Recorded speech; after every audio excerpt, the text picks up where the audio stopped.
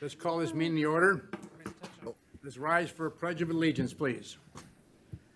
I pledge allegiance to the flag of the United States of America and to the republic for which it stands, one nation, under God, indivisible, with liberty and justice for all.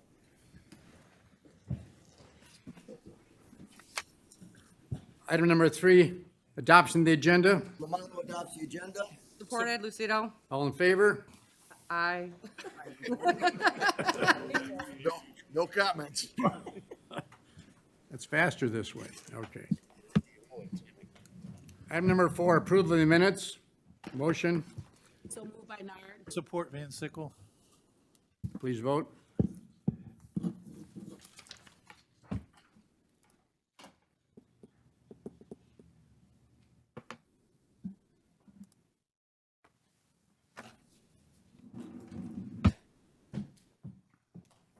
Motion passes 10-0.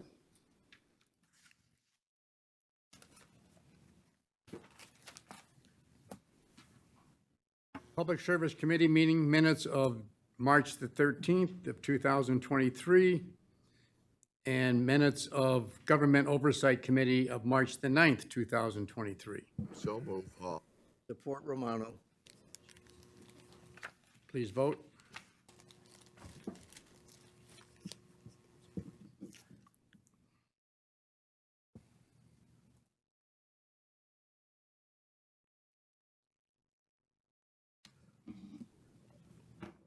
Motion passes 10-0. All right, item number 5 is public participation. If there's anyone here from the audience would like to speak on anything that's on the agenda, you have 3 minutes. If you don't have an opportunity of speaking now, you can speak at the end of the meeting on any item of your request. Again, anyone want to speak on any item on the agenda? Third time? It's closed. Thank you. Item number 6, Public Service Department recommendations. Item A, budget amendment, planning and economic development. There's 2 positions, administrative coordinator for $86,640 and an associate planner for $92,254. Vicki? Chair, I'll make the motion to revert the full board. Support Van Sickle. So good afternoon. All right, this one is a really interesting request that I kind of want to provide some history to the CDBG program, the Community Development Block Grant Program. That was a program that actually was housed within Planning and Economic Development. I was going back through some old emails when Steve Casson was the previous director. This goes actually back to April of 2013, so 10 years. 10 years ago, that decision was made to move the program out of planning and into Macomb Community Action.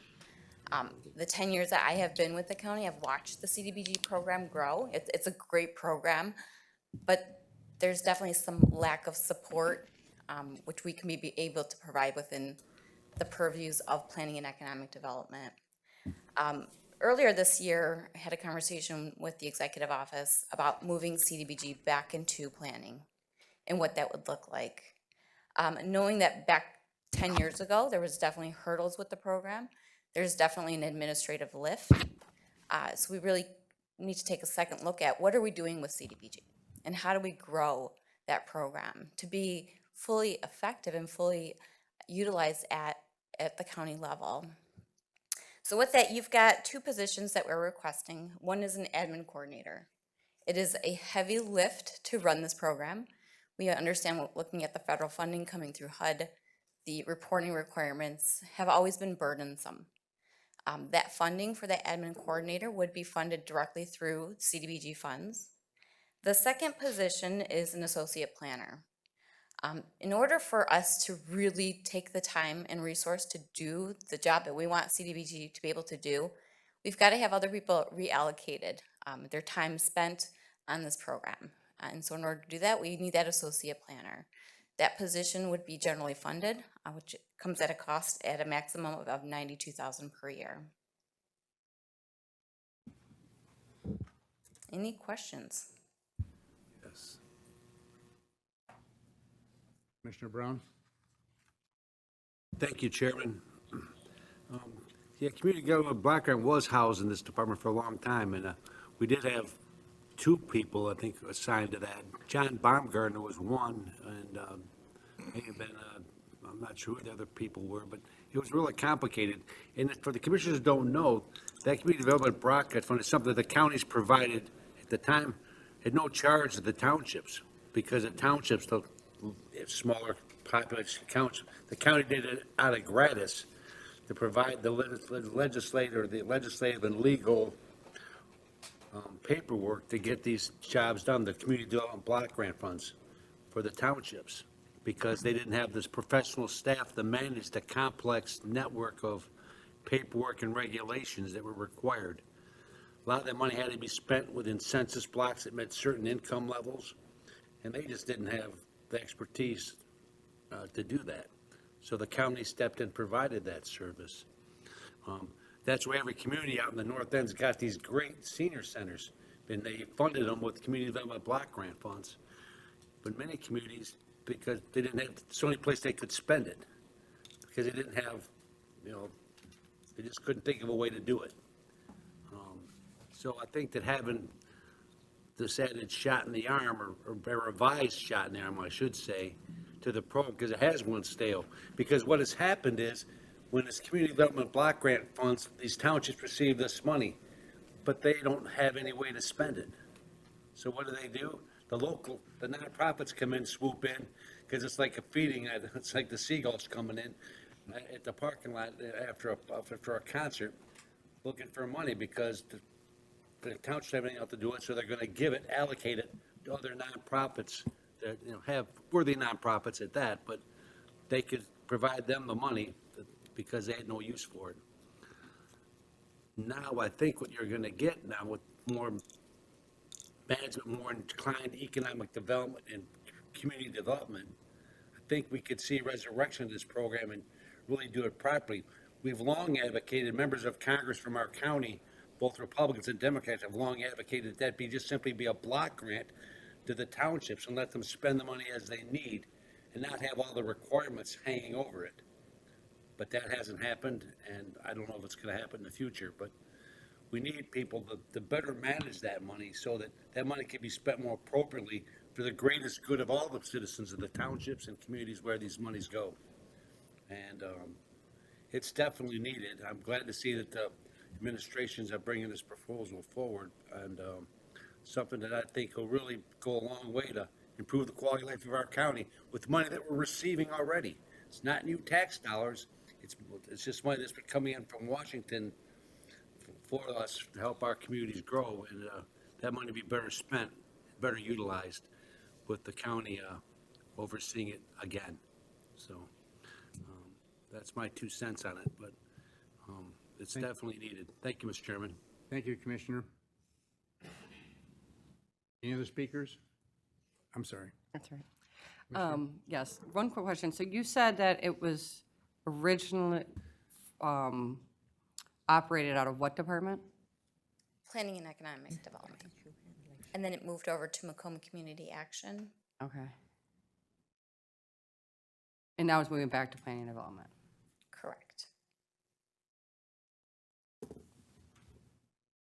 Do you know who, did they have certain people at Macomb Community Action that ran the program? It's currently being operated out of Macomb Community Action today. Yep. All right, that's all I have. Thank you. Okay. Commissioner Van Sickle? Thank you, Chair. Hello again. This is not a new program. We're just moving the program from one department to another, correct? Correct. Who's doing all the federal paperwork now? Right now, you have a team over at CDBG wearing many hats, led by Stephanie Burgess, who's with me today. The amount of administrative work you have Stephanie working on, when we look at her talents and her abilities, should not be being spent on the administrative work. And then you've got more money coming into CDBG than I think we've seen in a very long time. So we're anticipating probably some additional paperwork that will be required as far as the filing and reporting. Okay, so they're going to be lightened up over in community action, And you're going to take the load over in your department. Correct. Well, the CDBG program, the portion of it that correlates to, and best aligns with the mission of planning and economic development. There will be facets of the program when we look at social services or, individuals, weatherization, that would stay and remain within MCA as a community action program. So the person who does the federal paperwork now isn't coming over? That position does not currently exist. Okay, thank you. Thank you, Chair. Commissioner Kraft, please. Any other speakers? If not, please vote.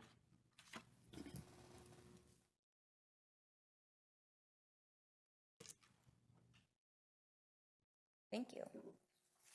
Thank you. Item 6B, and I'd like to consolidate B, C, D, and E together. And Brian, if you can speak on those all at one time. Motion to refer to full board. Support Nard. Good afternoon, Commissioners. So item 6B is the cost share agreement between ourselves and Washington Township for a section of roadway on 30 Mile Road. It's a reconstruction or gravel to asphalt HMA paving on 30 Mile Road between Burr Oak Drive and Kildare, which is just east and west of Campground Road, which runs north and south. So this is a local agency program project. Split is 60-40, 60% cost on the township, 40% to the road department, seeking approval of that cost share agreement. As far as 6C, once again, a cost share agreement as far as Sterling Heights for the section of roadway Metro Parkway from Dodge Park to Schoenherr. This is to perform needed concrete repairs in that section of roadway. Once again, this is a local agency project. This is a primary road, so that would be split at 50-50 cost share between us and the community. 6D is a contract with, seeking approval for a contract with Proline Asphalt Paving Company to perform work on a construction project, Schoenherr Road Rehabilitation, and that is between south of Canal to M59, both directions, and northbound Schoenherr from north of Clinton River to south of Canal. That is a typical mill and fill project that we do. We mill off the surface of the existing concrete pavement. We perform concrete pavement repairs and curb and gutter repairs, and then place a 3-inch lift of new asphalt over everything along that surface and location. Item 6E is a similar project. This is a contract seeking approval for Cadillac Asphalt. Project is 14 Mile Road Rehabilitation from Hoover to Hayes. Once again, this is a 50-50 project with ourselves and the community. So seeking approval of all 4 of those. Commissioner Maya? I believe Chair Brown was on the list. I withdrew. Thank you. Thank you, Chair. Hi, Brian. How are you? Good, thanks. And yourself? Good. Just in general, were any of these contracts put out to bid? Yes, they all were. The Okay. 2 contracts that we're talking about, yes, they were all bid as So we these are the typically do. lowest bidders? Yes, although item 6E, there were 2 contractors. One was Proline and the other was Cadillac. Cadillac, because they were a local presence in Macomb County, got the credit, and we're not actually the low bidder, but with that, I think it was 1% credit discount, they became the low bidder. So that was the Macomb County Okay, preference. thank you for the additional information. And then for 6E, when is that project going to start? That should start this year, obviously, probably within a month, no more than 2 months, so it'll be Okay. constructed this season. Because there's still work going on in that section, so is that going to delay your anticipated start date? It depends on that project. I believe that project is the water main facilities that are being worked on. So we require that they move and relocate older water main, that we don't have to cut into the new pavement repairs that we've done as far as their infrastructure. So we try and coordinate that as best as possible to then get that project done before we start ours. Okay, and then it's anticipated that this project will be done October 15th? Is that correct? Yes, I believe Will that's that correct. be pushed back, you think, because of? the We don't water main anticipate project? that at this time. Okay, so expect all summer and fall to avoid 14 Mile. More than likely, yes. All right, thank you. Thank you, Chair. Progress. Thank you. Commissioner Hall? Hi, Brian. The differing amounts for the county costs in our sharing program, I'm assuming that's based on the magnitude of work that needs to be performed. Is that correct? Just looking at the difference in E and A, for instance. One is the total cost is 6 million, county cost is 3.2. Yeah, so our breakdown for primary roads, obviously with a local agency project, is a 50-50 cost share. So we partner with the communities on a primary, so we pay 50 and the community pays 50. So if you're looking at our cost share agreement for, say, Washington Township on 30 Mile Road, that is considered a local road. It is not a primary. So local roads are a 60-40 split. So 60% would be on the township or community, 40% would be on the road department. Thank you. I just wanted that on the record. You're welcome. Bill, I have, Chair. Thank you. Commissioner Van Sickle? Thank you, Chair. Good afternoon, Brian. Good afternoon. Schoenherr Road between Metro Parkway and Canal was one of the sections you're rehabilitating, correct? Schoenherr Road, as far as the contract with Proline, that's from Canal to M59, running north and south, and Okay, then northbound. going north. Yes. My mistake. I was thinking you were going south, and I was going to say that section seemed like it was just done.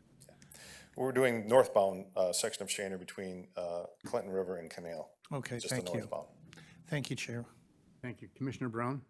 Thank you. I thought Proline has an office in Macomb County.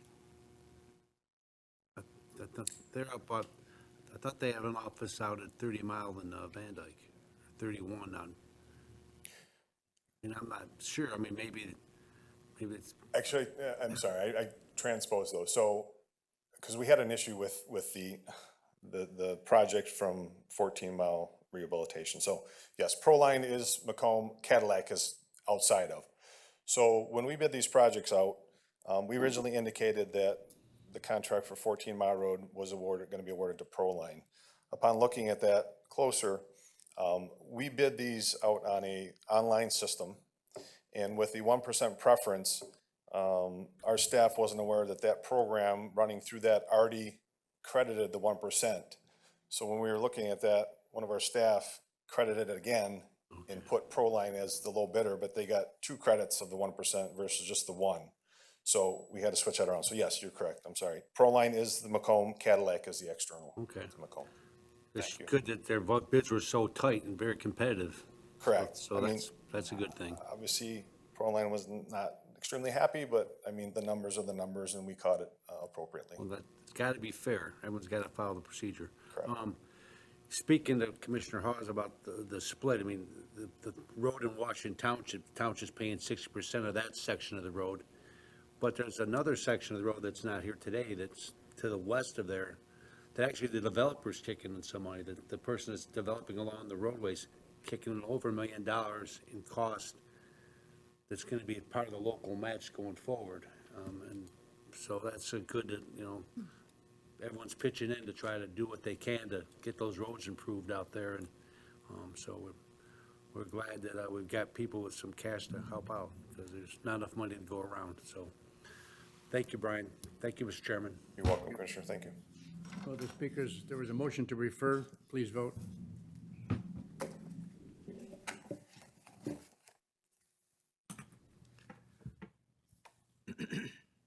Motion passes 10-0. Thank you, Commissioner. Item 7, Public Service Correspondence, Macomb County Drainage District Financial Report. Brian, is Brian? Motion to receive and file. Fortnard. Commissioners, Brian Baker, Chief Deputy, Public Works Commission. What we have before you today, Commissioners, is a report showing financial information for the county's 475 individual drainage districts, and these are separate legal entities and funds, governed by the state under the state drain code. In total, we have 732 miles of drain. The report, which we do every year at this time, shows income statement, revenues and expenditures, balance sheet, assets, liabilities, and equities in each of those drain accounts, as well as the long-term debt, if there's any debt, through September 30th of 2022. And the county's audited financial statements, which you'll be getting a little later this year, that's the county's year-end closes at the end of December. So we close a little sooner than they do. These are for wastewater and stormwater drains, both open and enclosed or underground. The wastewater funded by local water and sewer bills from the communities. The stormwater drains do not have an ongoing source of funding. There is no stormwater utility fee, for example. So we do our best to leverage the new grants and these existing limited funds to proactively do inspections and maintain and clean out our drains to avoid costly emergency repairs down the road, which cost more money, while also preserving our long-term funds for future projects as well. Just real briefly, I'll go over the highlights. The first section, the largest, is our Chapter 20 drains. Those are intra-county drains, so drains within the county and perhaps one or more communities. A Board of Commissioner member sits on those drain boards, as many of you do. The largest of the Chapter 20s is the Mid, which is our wastewater district. It's about 70% of all the Chapter 20s. We also have Chapton, or 8.5 mile pump station, and Martin. Those are some second and third largest. And we also have some debt funds from projects that we've issued debt on those. The rest of the Chapter 20s are stormwater drains, which do not have any ongoing funding. The office does see grants, and of course the county's 50-50 drain cleanout program are important. And we also use the funds for grant matches as well, and we've not had to assess a community because of the 50-50 program. They're voluntarily coming, offering 50% of the costs, and the county matching the other 50 for the cleanouts. The second largest grouping of drains are the Chapter 21s. Those are inter-county, so Macomb plus another county is where the drain is located. Most of those are your older drains, your enclosed drains. That drainage district, again, a separate legal entity, is overseen by the Public Works Commissioners in each of the counties, as well as the state appointee. The OMID, I'm sure you've heard of the Oakland-Macomb Interceptor District. That is the largest Chapter 21. That also has funding from water and sewer bills. The other ones, there's several, but the larger ones, Red Run, Bear Creek, Sharkey, and Warren, and those are projects that the communities are assessed if there needs to be a project. There's Act 342 drains. Those are overseen by state law by the Public Works Commissioner. One of those is the Bonheur Violet Pump Station down in St. Clair Shores. That is a wastewater district, again funded by water and sewer bills. And the Chesterfield pipe repairs had some money in it as well, and that's going to repair the Chesterfield pipe. The rest of the funds there are for future wastewater projects. And then finally, we have the Chapter 4 drains, and these are smaller open drains. We also have 4 pump stations that are Chapter 4s. There are numerous drains there. We're only showing the drains that actually have funds in them. Many do not.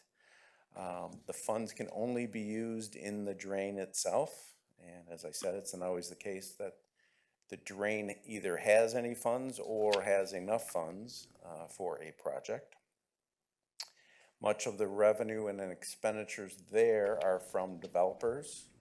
We require when they come in to do a site development that they pay for drainage improvements from their new stormwater runoff. But again, no ongoing revenue streams for these Chapter 4 drains. The money that is there is left over from assessments of constructing the projects, and it's from the property owners, not the communities, but the property owners that benefited from the original drain construction. So again, one-time funds. So as I said, we are getting additional work done because of the county 50/50 match program. The county put in $500,000 this current year, with the locals funding an additional $500,000 for a total of $1 million. And again, the communities are coming forward to us to budget those funds so that we maximize those. So perhaps it's a little confusing, all the different drain codes, the chapters, and open and closed, and stormwater versus wastewater. But we're very transparent in terms of how we spend the money. You know, certainly Candace Miller does a lot of outreach in terms of the projects that she does. The drain boards are on our website. This report is on our website, along with all the regular backup and agenda materials that we do monthly. So that is it, Mr. Chair. No speakers? Yes. Please vote. Mr. Chairman? Yes. Yeah. I speak? Yes, I did. Thank you, Brian, for coming in. I requested that he come in and give a report on this, because there's a lot of drains in this county, and it ties into what this board did last budget cycle by creating that 50/50 match program to supplement the clean out, because many drains in this county hadn't been touched in over a century. One was up in my district, they finally got to it. I mean, so there's a lot of needs for this. When I was a young commissioner back in the early 90s, then Treasurer Candace Miller was calling for an audit of the drain funds of the Public Works Office, because you see $250 million, or no, it's a lot of money in those drain funds, and it was unaccounted for. And there was created quite a war to get those done, and it never was done until she took office as Public Works Chairman.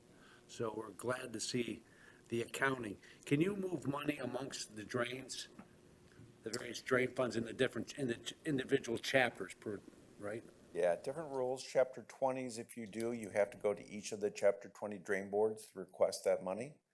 So that is a public process that we go to. The Chapter 4s are the property owner's individual money. We will attempt to keep that within the local community as opposed to moving it to another community. Chapter 21 is the same thing. You need to go to the board to do that. The Chapter 4, are those generally the rural drainage? Yeah, these are I'm the working on one now older, that's overgrown. Could help us to utilize that to drain some road drainage flooding that we had the last couple of weeks. yep. Chapter 4s are the open drains, typically smaller, a lot of farm fields, separate from the road ditches. The road ditches, you think that's a drain, those are actually under the county road department. So, Those Chapter 4 drains are assessed. They assess the local landowners for the money that's in there. There's not much in there, generally speaking, but that's correct. So we are living off of whatever was left. We have not assessed any community in the 7 years we've been here, which is the benefit of the 50/50 program, not having to do that, where the locals now are coming voluntarily because they see it as a half-off sale, and we're getting a lot more work done. in the big drains, again, the money the $40 million that this board's appropriated to the Public Works Office to do underground will help reduce the costs of the residents in some of those drainage districts where that work will be done, right? Yeah, correct. Those are primarily the wastewater districts. Water and sewer bills are funding that. So without the county, the state, and the federal funds, we're still a little short. I think got about 70% of that raised, including the 40 million from the county. Without that money, there would be dramatic water and sewer bill increases. Right, so the board's actions in last budget cycle is going to help keep our residents' water and sewer bills down as a result of the action that we've taken and the other money coming from the state and federal government. So, but I just brought it. It's just a lot of money. It's really good to see a report that listed all the funds and where they're at, and be kind of interested to know where these drains are located, like which communities, because they spend over many communities, of course, but. Yeah, and that's something when we put our budget together and come before you, we typically show by each community what drains we worked on in that year. And typically it's, 100 or so that we work on. Well, we appreciate it. It's a difficult job to keep all these things in line. And, you're often down at, DWSD down there advocating for the county and not as, being taken advantage of, but this is also another part of your job that people don't necessarily see. that are important. And Thank so you. I'm glad you were here to share it with us, and hope the commissioners got some benefit from it. So thank you. Thank you, Mr. Chairman. Thank you for the time. I appreciate it. Thank you. Commissioner Hall? Thank you, Chairman. Hi, Brian. Yeah. As a longtime strong advocator and our representation on Great Lakes Water Authority, recently a ruling came down that we'll consider very favorable for Macomb County. Looking forward into your crystal ball, what do you see happening next? So the Supreme Court decided not to hear Highland Park's appeal on the 2014 case. It's been going on that long. And that's only for they owe in total $56 million. This first court case was for $21 million plus $3 million in interest. There's been endless appeals. The Supreme Court finally ruled in our favor. The next step in that is to take it back to the Wayne County Circuit Court and issue the order for a $21 million judgment against Highland Park. I think the state is asking for some time, perhaps a brief stay in that to get it past the summer tax bill season, to give people more time to negotiate a settlement. That's, there's still another 30-some million that they owe, and there's other court cases out there. This case, I'm sure, certainly will set the precedent for the other cases. So what happens, the state really needs to come in. I mean, it's really Highland Park's officials, past officials, that have kicked this can down the road. They've spent millions on legal fees, have only paid less than half for the last 10 years of what they were due. They're billed the same as everyone else, same rate methodology as everyone else. So they're going to owe the money. If they go bankrupt, of course, I don't know if a settlement, if a tax judgment is distinguishable in bankruptcy. It likely is. So there'll be some negotiations. Hopefully we can get 25 million or so out of it to repay the suburbs, because the suburbs have paid these funds, as Highland Park has not done. Will never be made whole, but unfortunately Highland Park's seen 4 emergency managers as recently as 2014. So an emergency manager may be and will be required, but that's not magically going to come up with the money. But if they can take control and work with the state, stop their water leaks. 50% of their water consumption is water leaks. So they're paying for that, plus that water goes into the sewer, and they're paying it again to treat it on the sewer side. So, it's 50% poverty, less than 10,000 people. I don't see anything other than financial receivership or perhaps a long tax judgment levy, whether they pay it or not. But we really need the state to come in and hold Highland Park's hand to the fire and get a contract and have protections in place if they decide not to pay again. But regardless, the suburbs will never be made whole. I don't anticipate that. I'm fighting for that. But if we can get at least 25, that's what I'm shooting for. The other thing is Detroit is not, 80% of the bill is on the sewer side, and Detroit is not sharing in that cost. It's only the suburbs. So there's 2 board members from Detroit. They're probably not as interested financially in seeking those funds back, and it requires at least one of those board members to vote. So the state really has to come in and negotiate a settlement where the board agrees, we get some money back, and resolve this long term. Well, as the chairman was mentioning, that's another role, being our representative. And even though you were outgunned and outmanned when it came to voting, it turned into the right conclusion. So I want to thank you for all your efforts. I did have the opportunity to watch you about a year ago on when we were still Zooming, the battle that was fought. And your patience was well appreciated there too, so thank you. I've got Mark and Candace backing me up, so Yes. it's a good team. Thank you very much. That's all I have, Chairman. Thank you. One other question. Was there some conversation with the city of Detroit in Highland Park to merge with the city of Detroit? I don't think Detroit is interested. I know Detroit is already providing them police and fire service, and I don't believe they're getting paid. At the end of the day, I gotta believe, you know, if they do go bankrupt, Detroit and/or Wayne County would absorb a lot of their services. Unfortunately, unlike Detroit, there is unlikely any grand bargain for them to monetize any assets like Detroit had. Detroit was able to cut pensions, but not that severely, eliminate retiree health care, of course, but they were able to leverage some of the DAA assets and Joe Louis assets. So I don't think Highland Park has that, so it would result in, you know, pension cuts for their people and their debt being, you know, eliminated or negotiated. So I don't think Detroit is eager to step up and offer the services, but it's logical that because they're within the confines of Detroit, that may be something negotiated. All right, thank you. Other speakers? Was born in Highland Park. Commissioner? Thank you, Chair. Hi, Brian. You mentioned that about 50% of Highland Park's water usage is leaks. Is that in the underground infrastructure? Yeah. And that's a city responsibility? Yes, these are local city assets, not GLWA. Okay, thank you, thank you. Thank you, Chair. No other speakers? Please vote.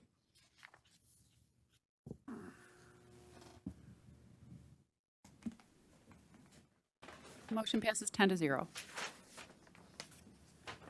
Item 7B, motion work zone lane closure and construction update.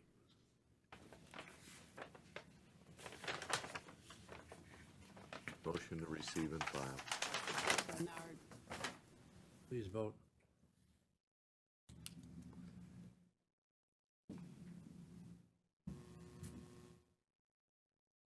Motion passes 10-0. Item number 8, government oversight committees. We have some appointments. Appointment A. Are you taking over chairmanship of my meeting? Taking my gavel away? You're done. He likes being chair. He likes being chair. Knock What yourself a out. power play. He's got two committees. Well, here, I'll see if I can do this. We will call the Government Oversight Committee meeting to order. First item on the agenda is appointments. Macomb County Art Institute Authority, executive appointment with board concurrence, 2 vacancies, 2-year terms to expire on April 30th, 2025. Jennifer Linger. She could not attend, but I believe Joe Riley is attending, so I need a motion to recommend to full board. So moved by Nard. Support Van Sickle. Is there anything you'd like to say, Joe? Thank you for having me. No, I was just here to answer any questions that anyone might have. I've enjoyed the year or so that I've spent on the authority thus far, and I'm eager to continue the work and hammer out this service agreement once and for all. Thank you. Seeing no speakers, please vote.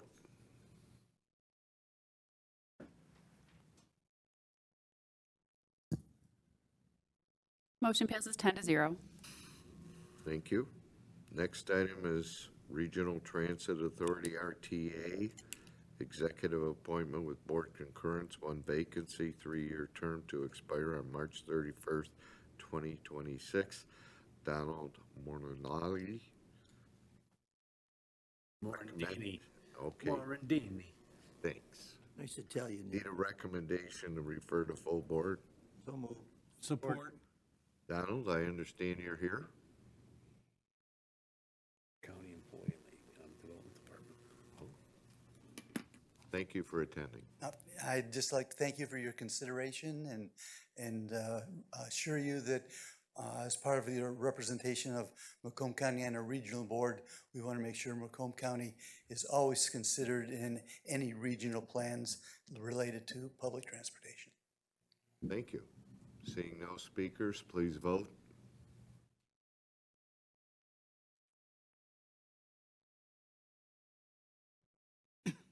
Motion passes 10-0.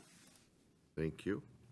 Next item is Huron Clinton Metropolitan Authority Executive Appointment with Board Concurrence. One vacancy, 6-year term to expire on April 30th, 2029. John Paul Rea. He cannot attend. He is currently in Lansing, attempting to get us about $50 million for our jail. So motion to refer to full board. So moved by Nard. Support. I have a motion and support. Seeing no speakers, please vote.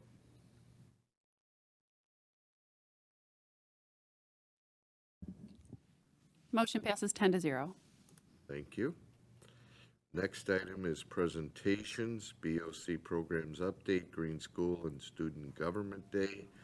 Laura Murphy is our speaker. Motion to receive and file. So moved by Nard. Support. Hello, Laura. Hi. All yours.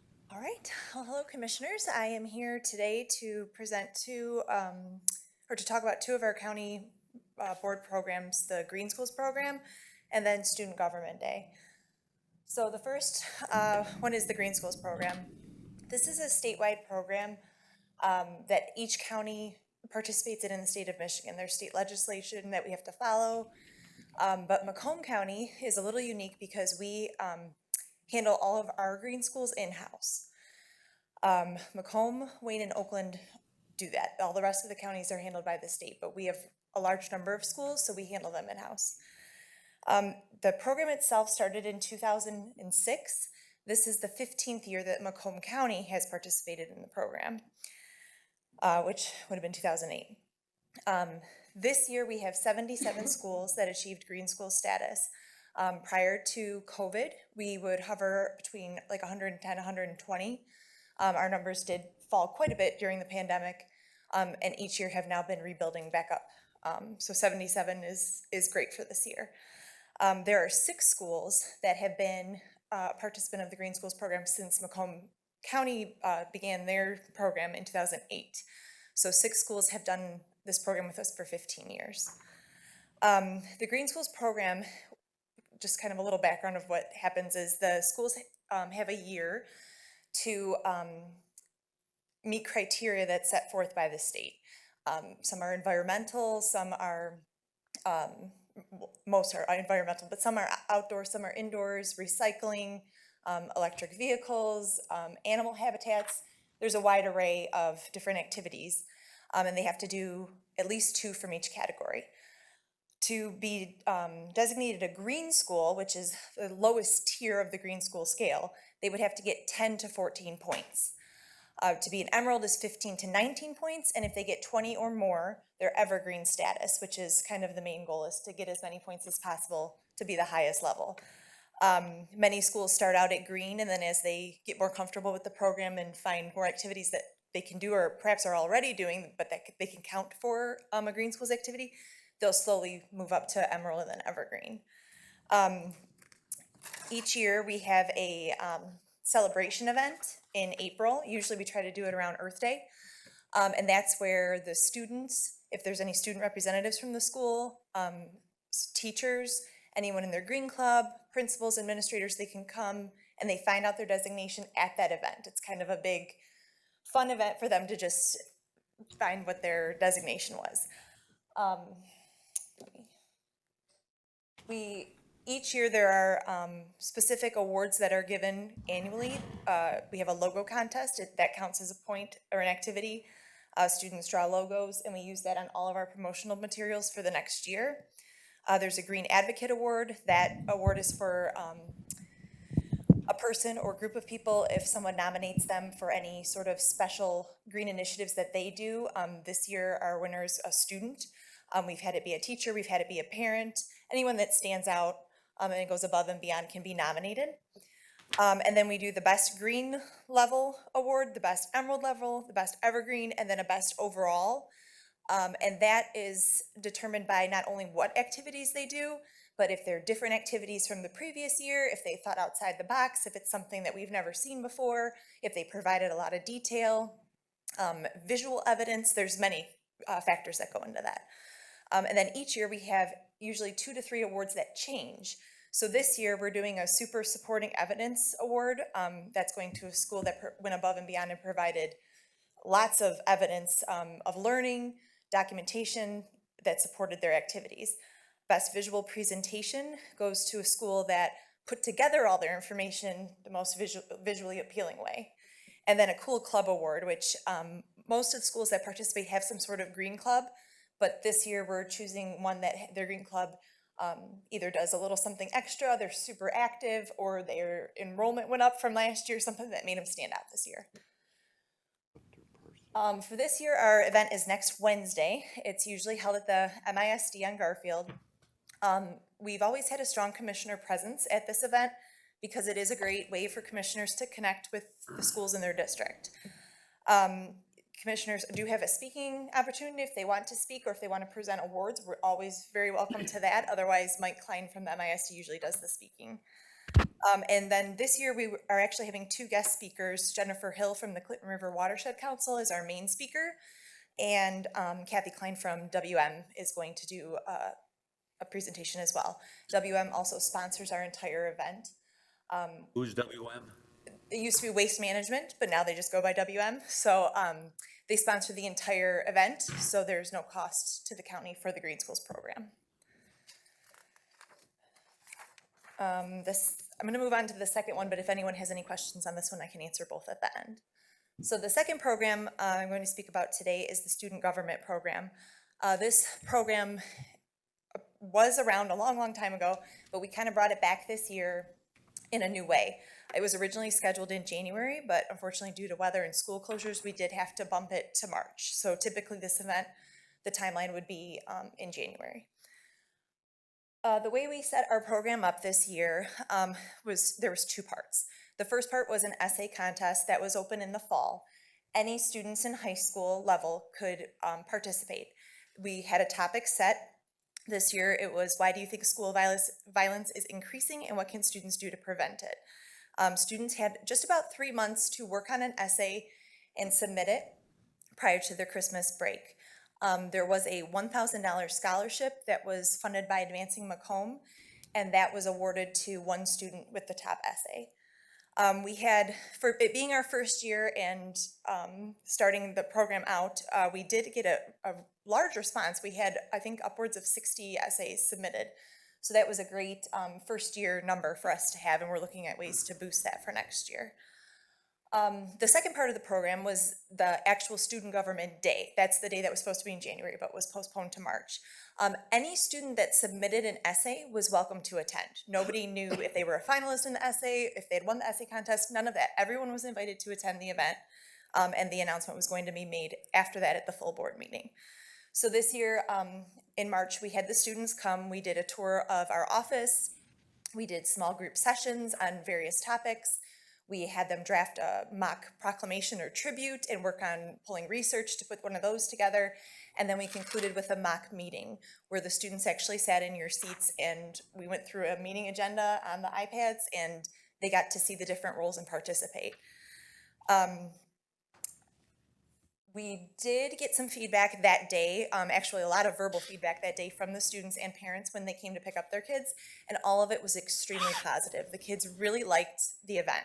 It seemed to just be something that was kind of a new and exciting opportunity for them. I also sent out a follow-up survey to all students that submitted an essay, whether or not they were able to attend. We only got a handful of responses on that, but between that Google survey and the verbal response, we had put together just a little bit of the feedback here.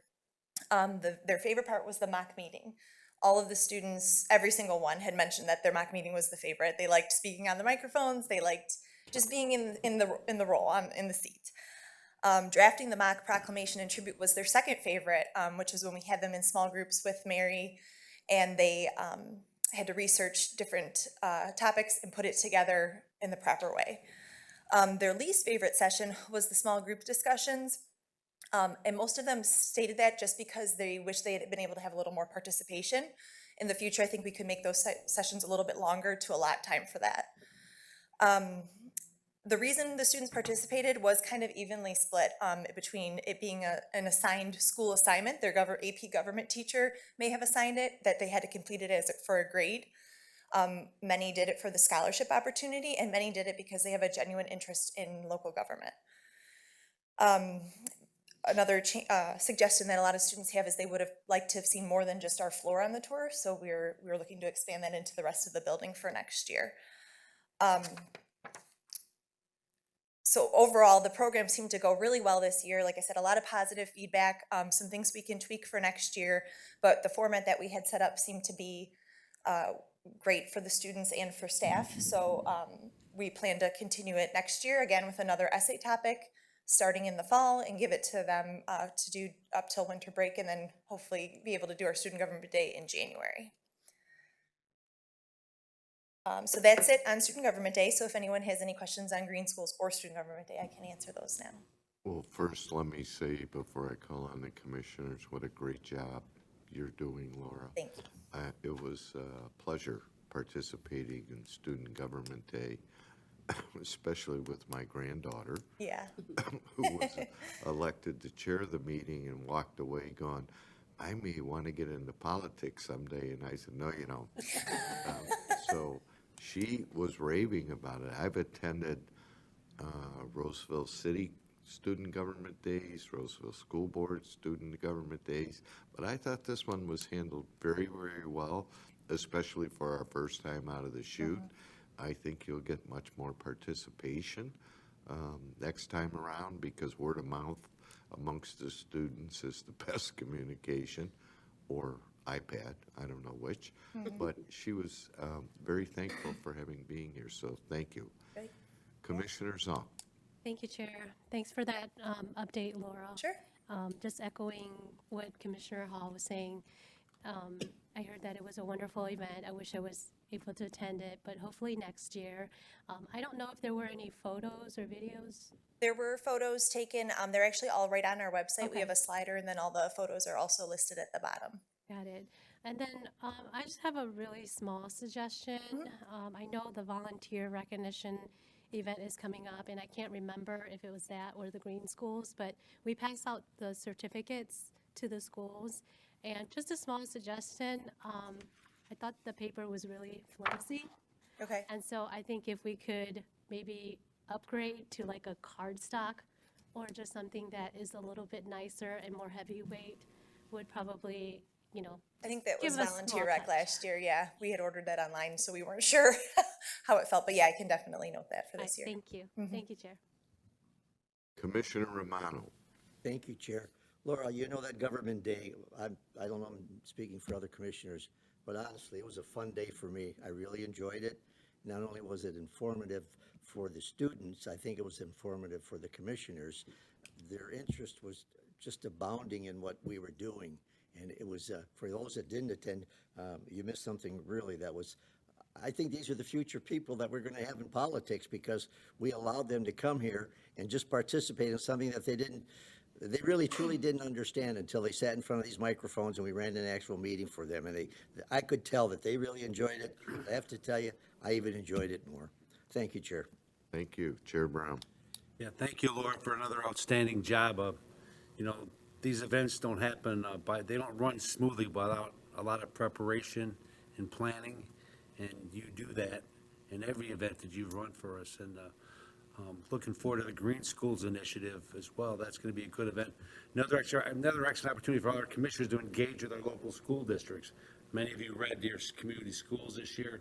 Go back to there and say, listen, you know, what about Green Schools? Are you active? Maybe some of them aren't, but maybe you could advocate for that. And and it's a good way to get to the parents as well, engage the parents, because their kids are interested in this too. And so it's a way to get the whole family engaged in the whole process. And it raises our visibility as a board advocating things that are positive in the county. Green schools, the green initiatives that this county board's long supported are all things that go forward with the mission that we're doing here in the county. And so it's all positive, and let's keep pushing it up. So, but thank you for giving us the opportunity to advocate for us in the way we do with these programs. And We appreciate you. Thank you. Thank you, Mr. Chairman. We have a motion and a support to receive and file. Seeing no further speakers, please vote. Thank you, Laura. Thank you.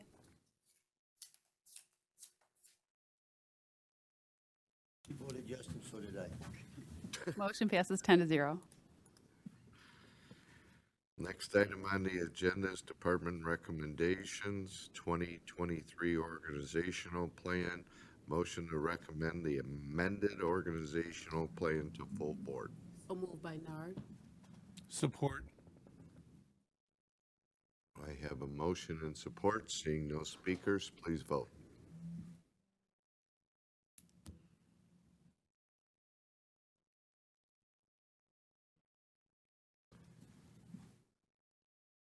Yes.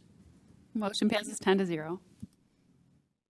Next item is Resolution 2023-10152, a resolution authorizing entry into participation agreements and partial settlement of the National Prescription Opiate Litigation and entry into state, local government interstate agreement concerning allocation of settlement proceeds. A motion to refer to full board. So moved by Nard. Support. I have a motion and support. We have General Counsel Shepka, supported by Vicky Wolper, if needed. Good afternoon, Chairman. Thank you very much. My purpose for appearing here right now is to obtain your authority to sign the documents on behalf of the county, authorizing the county to enter into the participation agreements. This is the second opioid settlement that we're a party to. The first group did not require an act of the legislative body for me to sign those documents. This group, for whatever reason, is requiring that of all defendants. The settling defendants are Teva and Allergan. Those are both manufacturers of opioid narcotics. CVS and Walmart. Those are distributors, very large distributors. The four defendants are putting in different amounts to be paid over different times. The first group pooled the money to be paid over the same schedule. Teva, for instance, will be paid out over 13 years. Our share under the apportionment agreement would be $4.1 million. Walmart will be paid out between 1 and 6 years. Our portion, $3.1 million. Our total portion among these four defendants, if we join the apportionment, is $15,401,000 and change. So $15.5 million. If we do not join the allocation group, there's a default settlement amount, much smaller, which would net us only $6 million. So I'm asking for your authority to go ahead and sign these participation agreements. They're due, by the way, in 3 days. Our outside counsel from New York tell us we're not the only one that is waiting for a legislative act and will be acting at the last minute. The documents are in my office. I'll sign them this afternoon with your permission. So, John, there is a distribution to the local municipalities that's supposed to take place once it's agreed upon. Is that correct? Yes. Yes. The block of money goes to the state of Michigan. The state will take 50%. The remaining 50% is allocated among all the communities in the state that join the litigation. Each community will receive a different percentage, and that percentage is based on a very complex formula: population, incidence, losses. We are getting, Macomb would receive 8.651, 104.6551%. 8.6%. We're the second largest percentage in the state, Wayne County being the first. And don't assuming join- when the communities get it, there will be restrictions on what they can use it Yes. for. Is that correct? Just like with the first pool of money, there are use restrictions. And because these are opioid settlement monies and we're settling with opioid manufacturers, distributors, the money must be devoted to opioid treatment, prevention, or education. Not all narcotics, just opioid narcotics. It makes the administration of the expenditures a little bit tricky if you're talking about treatment programs. You can only go to opioid treatment, not other narcotic treatments. The opioid class of drugs is actually just about every modern painkiller imaginable. Opium, obviously, heroin, methadone, oxycontin, oxycodone, hydrocodone, fentanyl, morphine, codeine. It's everything that anyone who's ever had surgery has had prescriptions for. John, do you need full board approval today? I don't need full board approval today since this is a committee of the whole. I'm willing to go out on a limb, sign these documents, assuming the full board will mimic the action here today. Thank you. Commissioner Kraft. Thank you, Mr. Chair. John, why wouldn't we sign on to these? There is no reason why you would not. Okay. sign on. I'm just making sure there's no, traps, no tricks, no. No, there's no tricks whatsoever. It just seems obvious, so Well, I'm, the first settling group didn't require legislative action, and I signed under Education. my broad charter authority of representing the county in all civil matters. Signing these kind of things is pretty routine. This group, for whatever reason, different defense lawyers, different concerns, want the legislative approval, essentially vouching for my authority to sign. got it. Thank you, John. Thank you, Mr. Chair. Thank you. Commissioner Romano. Thank you, Chair. I withdraw. The question's been answered. Very good. Chair Brown. This question's for Vicky. Uh-oh. Yesterday you wanted to speak, Vic. Nobody wanted to. Right. Don't let you Good feel afternoon. left out. When the money's physically received, you'll be bringing a budget amendment for us for the opioid money to put it someplace? Correct. Yes, we have plans right now for the money that we've received. In total, we've received just over 5 million. Some of that is prepaid. So we'll, our plan is to bring a budget amendment and a plan to the board next month in May for the money that we are able to access this year. So that'll be in place. And then every year thereafter, as part of the budget process, the opioid funds will be included in the planning and presentation to the board. Very good. Thank you very much. You're welcome. Thank you. Seeing no other speakers, please vote. I'm going to follow Commissioner Kraft's lead. Motion passes 10-0. Thank you. Thank you. Thank you very much. There you go, John. Go sign your documents. I've got one more item, but I will. That's good to know. Make sure it gets there on time. Next, are you two done? Thanks. Yes, Mr. Chairman. Sorry for my reckless behavior. Next item is proclamations. I'm going to take a motion for A, B, C, D, E, and F. So moved. Thank you. And then I will allow each of the requesters to speak to it if they would like to. Proclamation congratulating the Eisenhower High School varsity dance team for winning the national dance competition. Commissioner Groh.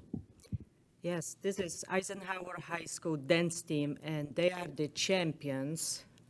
They won the first place in Orlando, Florida this year. And I believe they are 12 times champions, so they definitely, this is my kids' home school. So I am, and it's in my district, and they need to be recognized. Thank you. Thank you. Next is a proclamation commending Police Chief Sean Cody upon his retirement from the Utica Police Department. Commissioner Groh. The chief of Utica served 27 years as a chief. So after 27 years, I think he deserves also a good recognition. That's a good public service. Thank you. Amazing. Next, a proclamation recognizing the month of April as Middle Eastern and Arab American Heritage Month. Commissioner Nard. I just wanted to recognize the other diversities that we have in our communities, and I thought it was just a good thing. I mean, we recognize a lot of things, and so we want to make sure that everybody in the community is feel welcome and are recognized on special days, just as anyone else. Thank you. Chair Brown, do you want to speak to it? No, this is the second year we've done this, and we've got a proud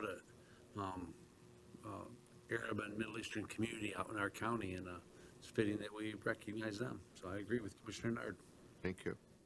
proclamation congratulating 16 Ways Track Club team for breaking a relay record. Commissioner Wallace is not here, so we will pass on that one for an explanation. Proclamation declaring the month of May to be Mental Health Awareness Month.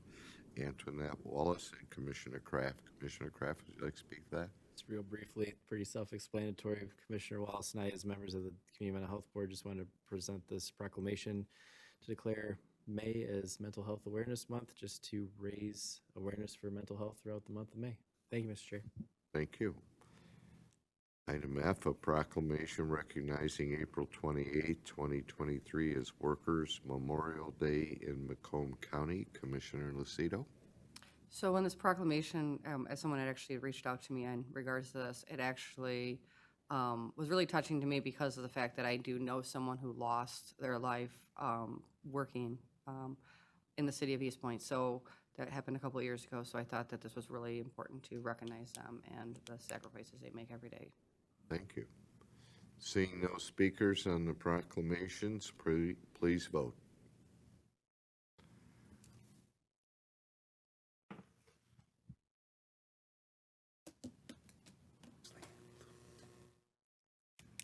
Commissioner Perna, I don't have your vote.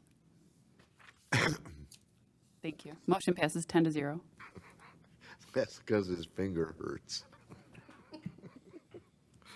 Next item is our public participation. It's the opportunity for the public who wish to speak for a maximum 3 minutes on any given issue. Anyone from the public wish to speak?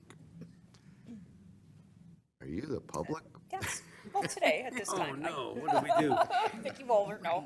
I just wanted to thank the commissioners that came out today to Verkulen Building and spent the time with the staff. It really meant a lot to them and to us, and just extended an invitation for those who couldn't make it. Anytime you want to come out and see the VERC over again, or an individual department or anything like that, please feel free. I think it was a good learning experience for the commissioners and for us.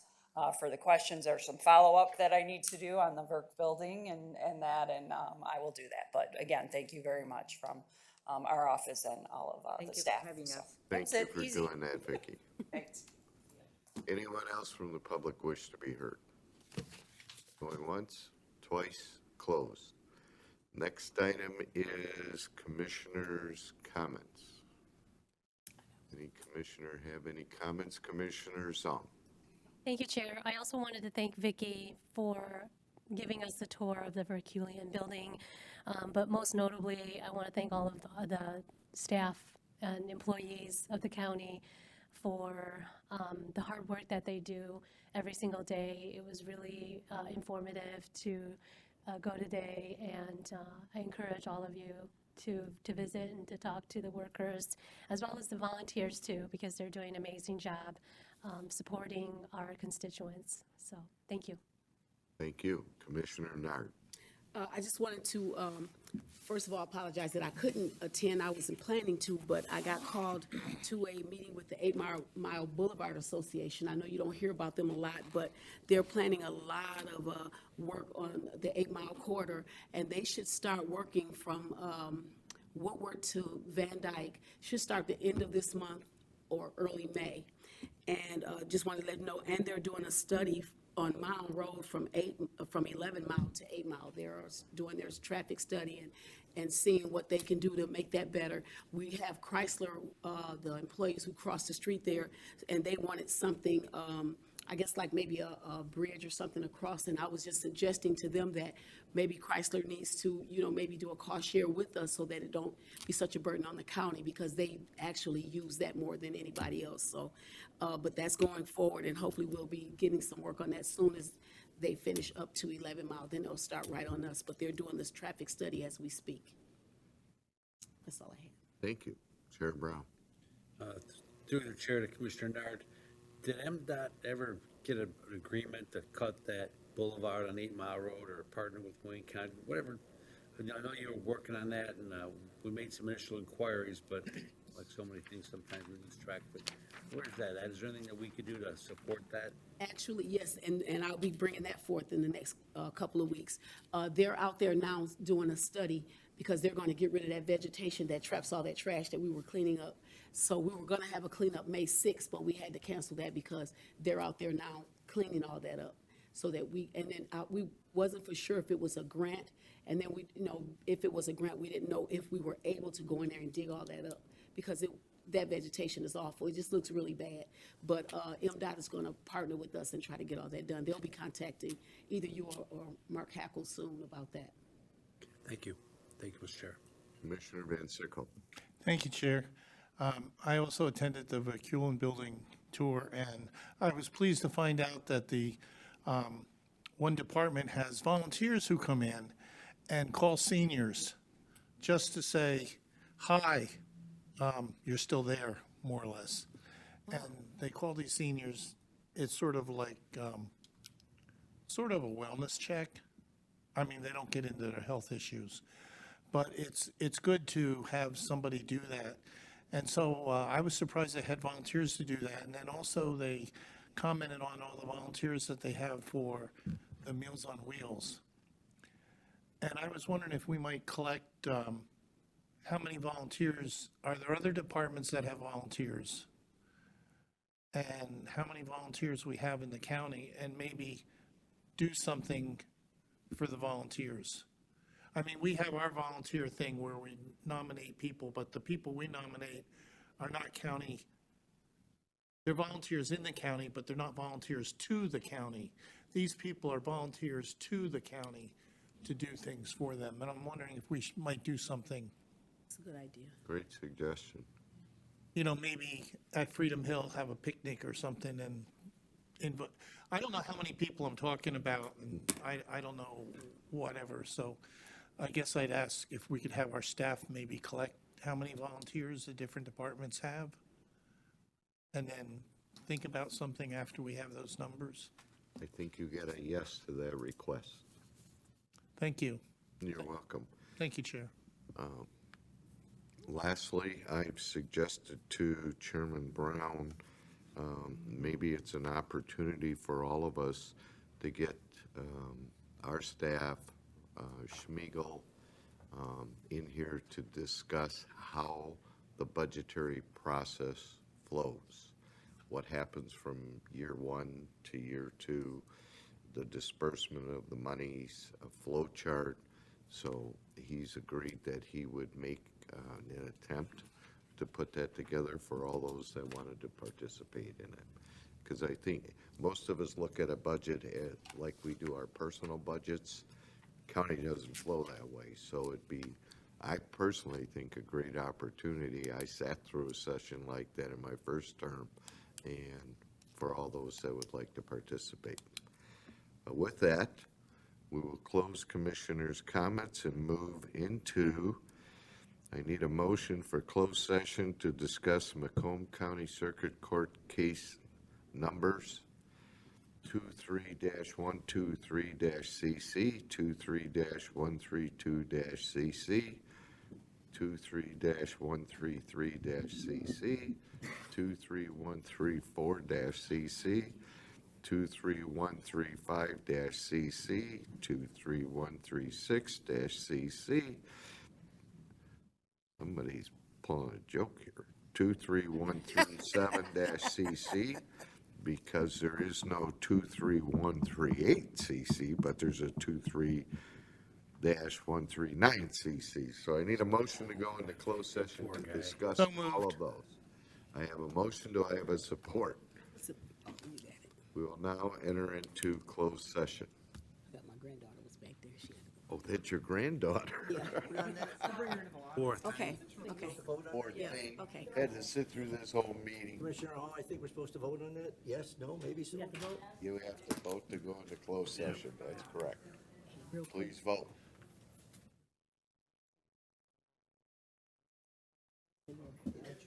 Motion passes 9-0. Always out of sync with you. Oh, thanks. No.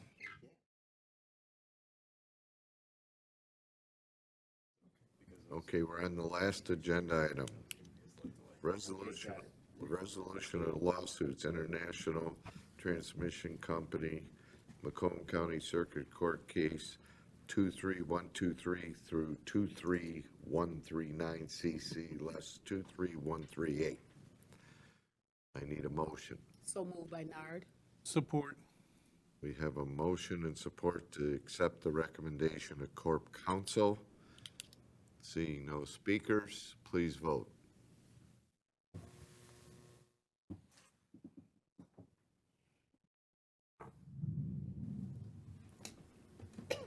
Motion passes 9-1. Commissioner Romano voting no. Thank you. Next item is adjournment. Motion to adjourn. Support. Motion and support. Have a good weekend, everybody. Please vote. See you in church. Election tomorrow? Go Tigers. What? Said vote.